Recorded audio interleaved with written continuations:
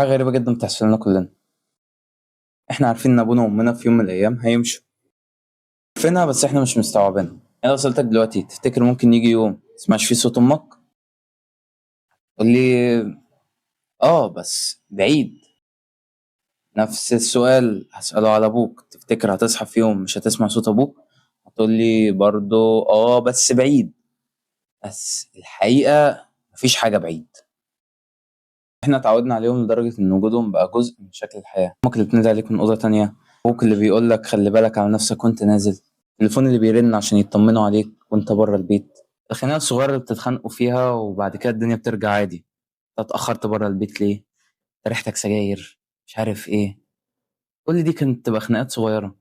بعد كده بعدها بيوم كتير كل حاجة بترجع زي ما كانت عادية. احنا بنشوف كل ده كل يوم فبقينا بنبطل ان احنا نحس بيه. نقول بعدين هبقى اقعد معاهم، بعدين هبقى اخرج معاهم، بعدين هبقى احكي لهم، بعدين هبقى افرحهم.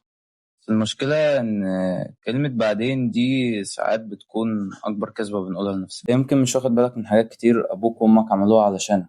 ابوك يمكن في يوم راجع من الشغل تعبان، بس لما لقاك محتاج حاجة عملها علشانك. امك اللي كان بتكون مضغوطة وتعبانة، بس اول ما سمعتك تنادي عليها قامت علشانك.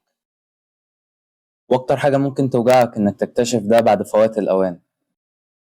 المكان اللي كنت بتسمع فيه صوت امك بقى ساكت، بعد ما الكرسي اللي ابوك كان بيقعد عليه بقى فاضي، بعد ما تفتح موبايلك وتدور على الرقم بس تفتكر ان الصوت اللي انت كنت بتدور عليه وبتأجل مكالمته مش هو اللي هتلاقيه بيرد عليك.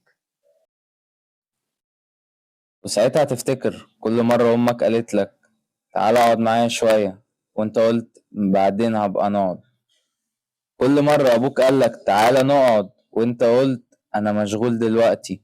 كل مرة كانوا محتاجين منك حضن وانت كنت مستعجل. مش هيبقى يا ريتني كنت اشتريت لهم اكتر، ولا يا ريتني كنت جبت حاجات اغلى.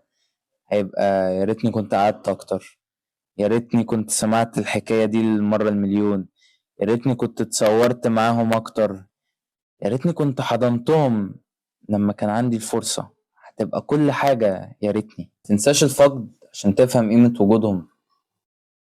معاهم صورهم، اسمع حكاياتهم حتى لو 1000 مرة، اقعد معاهم اضحك، كل معاهم، اخرج معاهم حتى لو مشاوير بسيطة. اسأل أبوك عن شبابه، اسأل أمك كان نفسها في إيه وهي صغيرة، يمكن ده يفرق معاهم. لهم حاجة بسيطة من غير مناسبة، مش عيب. لهم إنك بتحبهم من غير مناسبة.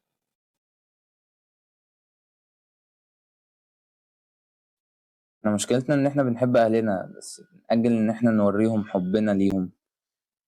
نفترض إن بكرة هما موجودين، إن الأسبوع الجاي هما موجودين، إن رمضان الجاي يبقوا موجودين، إن عيد ميلاد السنة الجاية يبقوا موجودين. بس محدش ضامن لك ده، ولا أنا ولا أنت ولا هما. لو أبوك وأمك لسه عايشين روح لهم، احضن أمك، بوس إيد أبوك، اقعد معاهم من غير الموبايل، اعمل ذكريات. لأن في يوم من الأيام هتكتشف إن أغلى حاجة كنت بتمتلكها في حياتك مكانتش الفلوس ولا العربية ولا البيت ولا النجاح، كانت قعدة عادية جدا مع شخص كنت فاكر إنه هيفضل موجود للأبد. مفيش حد بيعيش للأبد. ما تخليش حبك ليهم يتحول بعد رحيلهم إلى مجرد يا ريت.